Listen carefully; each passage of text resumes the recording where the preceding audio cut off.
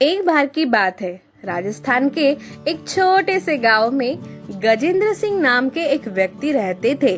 वो लकड़े की सुंदर मूर्तियां एवं विभिन्न प्रकार की कलाकृतियां बनाया करते थे। उनकी बनाई कलाकृतियां लोग दूर दूर से देखने आते। विदेशी पर्यटक भी उसकी दुकान से ही भरपूर खरीदारी किया करते। लेकिन गजेंद्र अभी बुढ़ा हो चला था। उसे अब पहले जैसा ज्यादा काम ना हो पाता, पर उनके हाथ का कौशल आज भी कायम था। ऐसे ही एक दिन 18-19 साल के दो लड़के उनके यहाँ काम मांगने आते हैं। महोदय, हम पास के गांव से काम की तलाश में यहाँ आए हैं। हमें लकड़े की कलाकृति बनाने का थोड़ा बहुत काम आता है। हमने आपका काफी नाम सुना है और आपसे ये कला हम सीखना चाहते हैं। अगर आप हमें काम पे रख ले तो आपकी बड़ी कृपा होगी। गजेंद्र बड़ी सोच में पड़ जाते हैं कि क्या करें। आज तक उन्होंने किसी को काम पर नहीं रखा था। उन पर कैसे विश्वास कर लूं? यही सोच विचार उनके मन में चलते रहता है और अंत में गजेंद्र सोचते हैं कि मैं तो अभी बूढ़ा हो चला हूँ।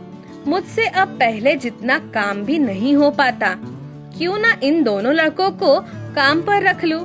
मेरा काम भी हल्का हो जाएगा और इनको 4 पैसे भी मिल जाएंगे। और वो ये भी सोचते हैं कि मेरी कलाकृति सिर्फ मुझ तक सीमित रहनी नहीं चाहिए, आने वाली पीढ़ी को भी इसका ज्ञान मिलना चाहिए। इस तरह गजेंद्र उन दोनों लड़कों को काम पर रखने के लिए राजी हो जाते हैं। गजेंद्र रोज की तरह अपना काम शुरू करते हैं और दोनों लड़के काम में उनकी मदद करते और साथ ही साथ उनके काम का अवलोकन भी करते। धीरे धीरे करके वो दोनों लड़के बहुत सा काम सीख गए। अब वह भी लकड़ी की बड़ी अच्छी अच्छी कलाकृतियां बना लेते। दोनों के हाथ में इतनी सफाई आ गई कि वो गजेंद्र जैसी कलाकृतियां बनाने लग गए। ये देखकर गजेंद्र को बड़ी प्रसन्नता हुई और एक दिन वो भी आया कि दोनों लड़कों की कलाकृतियां गजेंद्र की कलाकृतियों से भी ज्यादा कीमत में बिकने लगी। गजेंद्र काम करते वक्त दोनों लड़कों को हमेशा एक बात कहा करते, मन लगाकर काम करो, काम में और सफाई लाओ, काम करते वक्त चित्त एकाग्र रखो, निरंतर मेहनत करते जाओ, तुम्हारे काम में और निखार आता जाएगा। इसी तरह ये रोज की बात हो गई। गजेंद्र रोज इसी प्रकार उन्हें उपदेश दिया करते। परंतु कुछ दिन बाद दो लड़कों को गजेंद्र की ये बात खटकने लगी।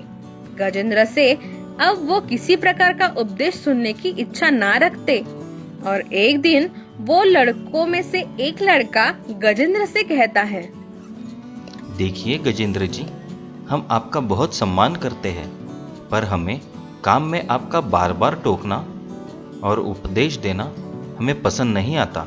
हम तो अभी काफी अच्छा काम कर लेते हैं और हमारी कलाकृतियां तो आपकी कलाकृतियों से भी ज्यादा दाम में बिकती है। कहीं आप इस बात से परेशान तो नहीं? गजेंद्र जी शांत होकर उनकी सारी बातें सुनते हैं। उन दो लड़कों की बातें सुनकर उन्हें बिल्कुल भी क्रोध नहीं आता और उनकी इस नादानी पर वह मन ही मन मुस्कुराते हैं और उन लड़कों से कहते हैं, चलो इसी बात पे मैं तुम्हें और एक उपदेश करता हूँ। अब तुम दोनों तो मुझसे बहुत सीख चुके हो, इस कला में बहुत माहिर हो चुके हो और मुझसे भी अच्छी अच्छी कलाकृतियाँ बना लेते हो। तो एक काम करो, तुम अपनी एक स्वतंत्र दुकान शुरू कर दो। तुम अपनी खुद की बनाई हुई कलाकृतियाँ बेचो। ठीक है गजेंद्र जी, हम अपनी ही दुकान में बेचेंगे। अब हमें आपके सहायता की कोई जरूरत नहीं। इस तरह दोनों लड़के अपने घमंड में आकर दुकान शुरू करने निकल पड़ते हैं। गजेंद्र जी को बड़ी बड़ी बातें सुनाकर वहाँ से निकल जाते हैं। उसी गांव में किसी से साठगांठ करके दोनों लड़के अपनी दुकान शुरू करते हैं। वो लकड़े की सुंदर सुंदर वस्तुएं बनाते हैं। इतनी सुंदर कलाकृति देखकर बहुत से ग्राहक उनकी दुकान की ओर आकर्षित होते हैं। इस तरह उनकी बड़ी अच्छी शुरुआत होती है और उनकी अच्छी खासी बिक्री होने लगती है। ऐसे ही समय बीतता जाता है और कुछ समय बाद दोनों लड़कों की अपने काम के प्रति गंभीरता कम होने लगती है। उन्हें लगता है कि हमने तो सब सीख लिया है, अब हमें और सीखने की जरूरत नहीं, हम तो इस काम के माहिर हैं। अब उनमें वो लगन नहीं थी जो उन्होंने सीखते वक्त दिखाई थी। अपनी लगन और मेहनत से निरंतर उनकी कला में निखार आया था, पर अब उनकी लगन खत्म हो चुकी थी। हम सब सीख चुके हैं, इस भ्रम में दोनों अपनी योग्यता खो चुके थे। अब उनकी बनाई वस्तुओं में वो बात नहीं रही थी और इस तरह उनकी दुकान में अब ग्राहक भटकते भी नहीं थे। और वो दिन भी आया जब उन्हें अपनी दुकान बंद करनी पड़ी। दोनों लड़कों को अपनी गलती समझ चुकी थी। वो वापस गजेंद्र जी के पास गए और उनसे कहने लगे, गजेंद्र जी, हमें माफ कर दीजिए, हमसे बहुत बड़ी भूल हो गई। अब हमें समझ आया, काम करते वक्त आप हमेशा वो सब उपदेश क्यों दिया करते थे। देखो बेटा, मैंने जिनसे ये कला सीखी है उन्होंने भी मुझे यही बात समझाई थी कि हमें जिंदगी में निरंतर सीखते रहना चाहिए। हमारे काम के प्रति लगन और मेहनत हमारे काम को और निखारती है और हमारा विकास होता है। जो व्यक्ति खुद की कमियां ढूंढकर उन्हें सुधार करता है, उसकी कार्य क्षमता और योग्यता बढ़ती जाती है, जो उसे आगे बढ़ाने में और कामयाब होने में सहायक होती है। तो दोस्तों, आपको ये कहानी कैसी लगी ये हमें कमेंट बॉक्स में कमेंट करके जरूर बताएं। और हाँ, हमारे चैनल को लाइक, शेयर और सब्सक्राइब करना ना भूले। तो चलिए दोस्तों, अगली बार फिर मिलते हैं एक और नई कहानी के साथ। तब तक के लिए गुड बाय।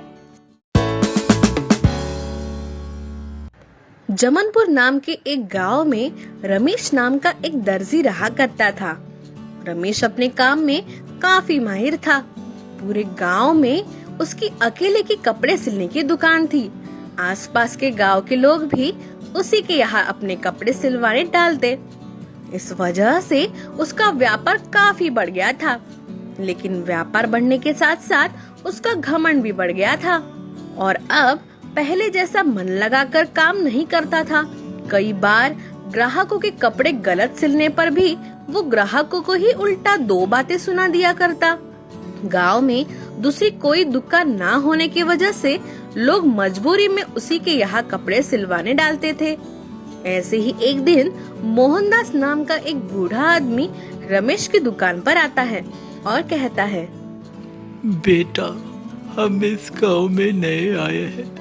हम पास ही के गांव में रहते थे। 6 महीने पहले मेरा बेटा गुजर गया। हमारी जमीन भी जमींदार ने हड़प ली। घर में बहू और पोता है। अब दोनों की जिम्मेदारी मुझ पर ही है। लेकिन अब इस बुढ़ापे में मुझसे ज़्यादा काम नहीं हो पाता। लेकिन मेरी बहू बहुत अच्छे कपड़े सिलती है। अगर तुम्हारे पास कभी ज़्यादा काम आए तो हमें काम दे सकते हो। मेरी बहू बहुत अच्छे से कपड़े सिलती है। जितना लगे उतना ही पगार देना। कम से कम हमारी 2 वक्त की रोटी का इंतजाम हो जाएगा। देखो चाचा जी, मुझे तो किसी को काम पे रखने की कोई ज़रूरत नहीं है। मैं अकेले ही सारा काम कर सकता हूँ। पूरे इलाके में मेरे जैसा कोई कपड़े नहीं सिल सकता। 2-4 कपड़े सिलने से कोई दर्जी नहीं बन जाता। आपकी बहू से कहे खुद ही अपना काम चालू करे। मैं उन्हें कोई काम वाम नहीं दे सकता। और हाँ, यहाँ के सभी लोग मुझसे ही कपड़े सिलाएंगे। तुम्हारे पास कोई नहीं आएगा। मोहनदास वहाँ से बड़े ही निराश और दुखी मन से घर लौट आते हैं और बहू से कहते हैं, बेटी करुणा, मैं गया तो था रमेश के पास काम मांगने, लेकिन उसने मना कर दिया। पता नहीं अब क्या होगा। बाबूजी, आप चिंता मत कीजिए, भरोसा रखिए, हमारे ये दिन भी निकल जाएंगे। मैं अपने घर से ही सिलाई का काम शुरू करती हूँ। इस तरह करुणा अपने दहेज में मिली सिलाई मशीन से घर के आंगन में ही कपड़े सिलने का काम शुरू करती है। लेकिन कोई भी गांव के लोग उसे कपड़े सिलाने नहीं देते थे। ये देखकर रमेश उसका बहुत मजाक उड़ाया करता। एक दिन ये सब गांव की मुखिया की पत्नी ने देखा और करुणा के लिए उसके मन में दया भाव जाग उठा और अगले ही दिन उसने करुणा को अपने कपड़े सिलने दिए। करुणा ने उनके कपड़े बहुत बेहतरीन तरीके से सिल के दिए।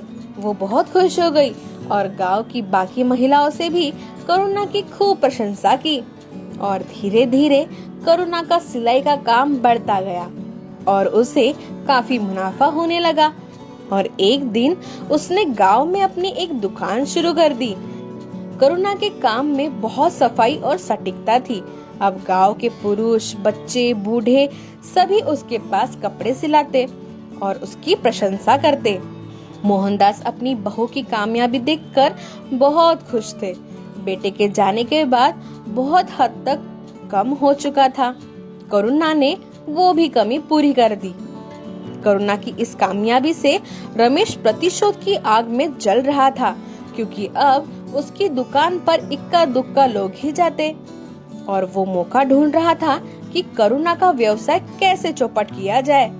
और एक दिन उसे ये मौका भी मिल गया।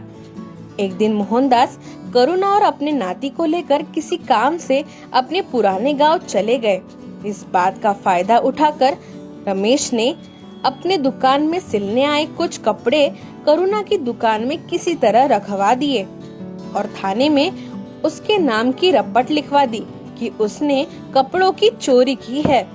मोहनदास और करुणा गांव से जब वापस आते हैं तब पुलिस उसकी दुकान की तलाशी लेते हैं और उन्हें वहां रमेश की दुकान के कपड़े मिल जाते हैं।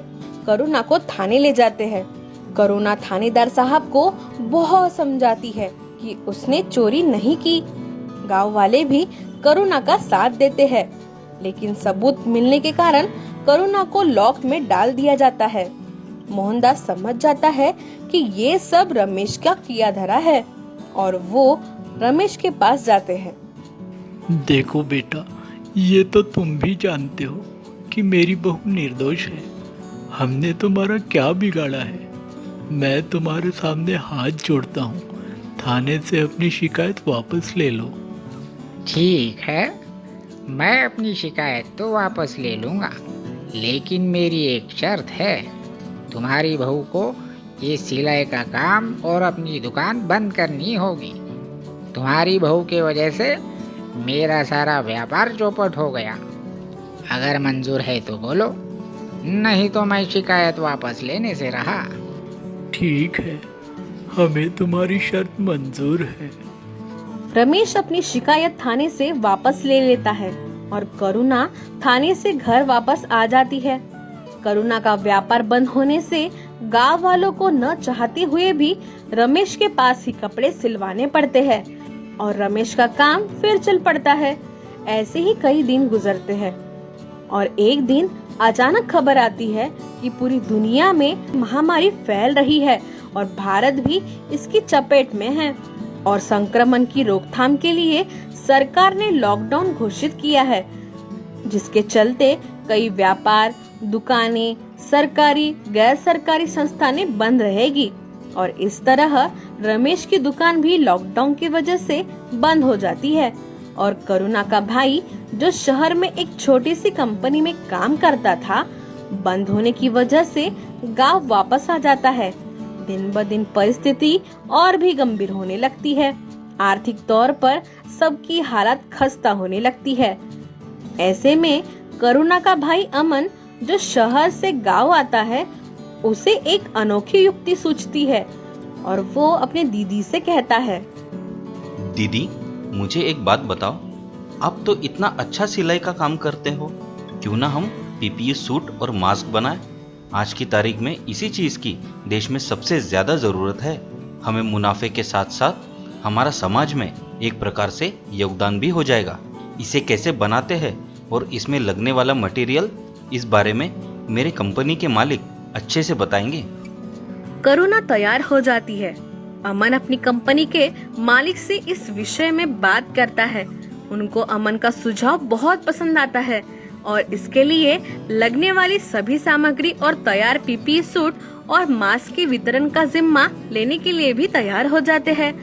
पीपीई सूट तैयार करने की सारी जानकारी अमन मालिक से ले लेता है और अमन करुणा को सारी चीजें अच्छे से समझा देता है। ठीक 5 दिन बाद अमन के मालिक सारा मटेरियल एक गाड़ी में भेज देते हैं। करुणा पीपीई सूट और मास्क बनाना शुरू करती है। वो रोज 20 सूट और मास्क तैयार करती है और हर एक हफ्ते में अमन तैयार सूट और मास्क शहर भिजवाता है, जहां उसके मालिक सभी मेडिकल संस्थाओं को उसे वितरित करने लगते हैं।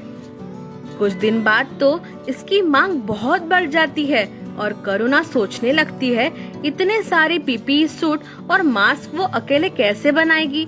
तब वो गांव वालों को भी इसमें शामिल करने का निर्णय लेती है और गांव के लोग भी राजी हो जाते हैं।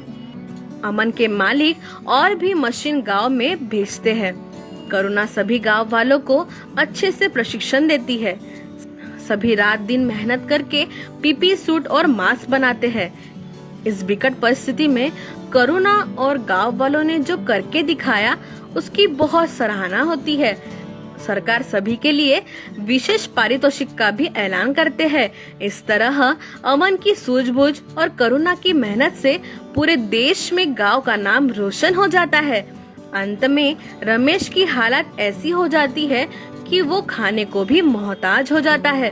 वो अपने करतूत पे काफी शर्मिंदा होता है, लेकिन सभी उसको माफ कर देते हैं और अपने साथ काम में शामिल कर देते हैं। तो दोस्तों, ये कहानी कैसी लगी ये हमें हमारे कमेंट बॉक्स में कमेंट करके जरूर बताएं। और हाँ, हमारे चैनल को लाइक, शेयर और सब्सक्राइब करना ना भूलें। तो दोस्तों, स्टे होम, स्टे सेफ।